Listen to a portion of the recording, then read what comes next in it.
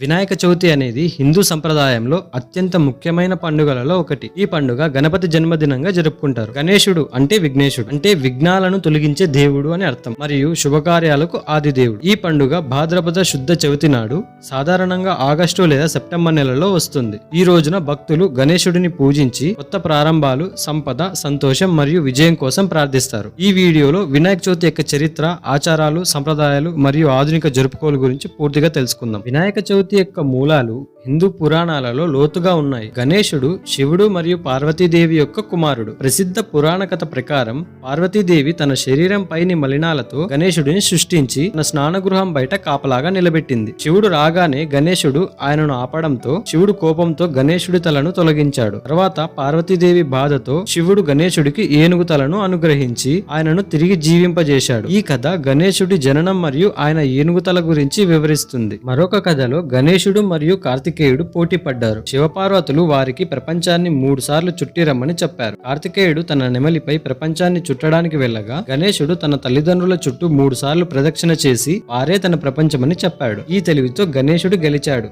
మరియు బుద్ధిదేవుడుగా పిలువబడ్డాడు. వినాయక చవితి యొక్క చారిత్రక ప్రాముఖ్యత 17వ శతాబ్దంలో మరాఠా రాజైన ఛత్రపతి శివాజీ సమయంలో మరింత పెరిగింది. తర్వాత స్వాతంత్ర సమరయోధుడు బాలగంగాధర్ తిలక్ 1893లో ఈ పండుగను సామూహిక ఉత్సవంగా మార్చి భారతీయులలో ఐక్యతను పెంపొందించాడు. వినాయక చవితి సాధారణంగా 1, 3, 5, 7 లేదా 10 రోజుల పాటు జరుపుకుంటారు. ముఖ్యంగా మహారాష్ట్ర, ఆంధ్రప్రదేశ్, తెలంగాణ మరియు కర్ణాటకలో ఈ పండుగను జరుపుకుంటారు. ఈ పండుగలో కొన్ని ఆచారాలు చాలా ముఖ్యమైనవి. ఇందులో ఒకటి గణపతి ప్రతిష్టాపన. ఇంట్లో లేదా పందిరిలో గణేష విగ్రహాన్ని ప్రతిష్టాపిస్తారు. ఈ విగ్రహాలు మట్టితో తయారు చేసినవి, పర్యావరణ హితంగా ఉంటాయి. ఆ తర్వాత పూజ మరియు నైవేద్యం. గణేశుడికి పసుపు, కుంకుమ, పుష్పాలు, దూర్వ అంటే గరికతో పూజిస్తారు. ఆయనకు ఇష్టమైన మోదకాలు, లడ్డూలు, కుడుములు, ఉండ్రాలు నైవేద్యంగా సమర్పిస్తారు. 21 రకాల ఆకులతో చేసే ప్రతి పూజ కూడా ప్రత్యేకం. ఆ తర్వాత గణేష మంత్రాలు, ఓం గం గణపతే నమ వంటి మంత్రాలతో గణేశుడిని ఆరాధిస్తారు. గణేష అష్టకం, గణేష స్తోత్రం వంటివి పఠిస్తారు. చివరిగా నిమజ్జనం. పండుగ చివరి రోజున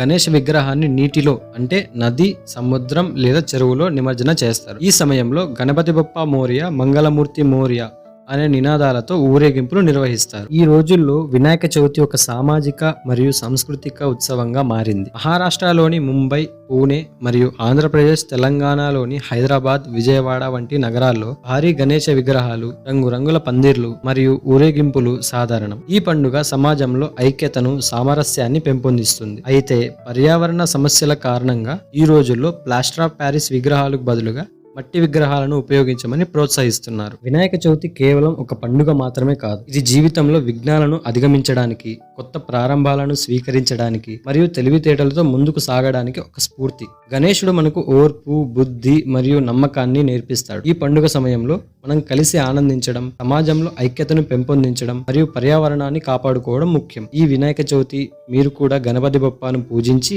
మీ జీవితంలో విఘ్నాలను తొలగించుకోండి. మీ అందరికీ వినాయక చవితి శుభాకాంక్షలు. గణపతి బప్ప మోరియా. చివరికి ఒక్క మాట, మనం పండుగ పేరుతో పాపం చేస్తున్నాం. దేవుడి దగ్గర సినిమా పాటలు పెట్టడం, తాగడం తప్పు. ఇక మీదటైనా ఇలాంటి పనులు చేయకుండా భక్తితో, ప్రేమతో పూజించాలని మనస్ఫూర్తిగా కోరుకుంటున్నాం.